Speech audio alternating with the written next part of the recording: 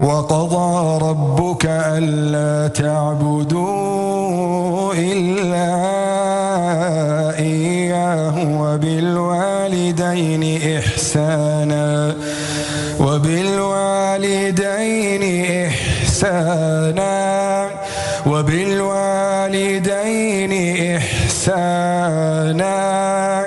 إما يبلغن عندك الكبر أحدهما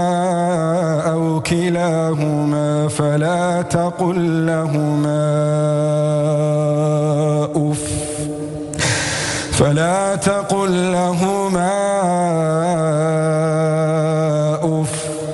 ولا تنهرهما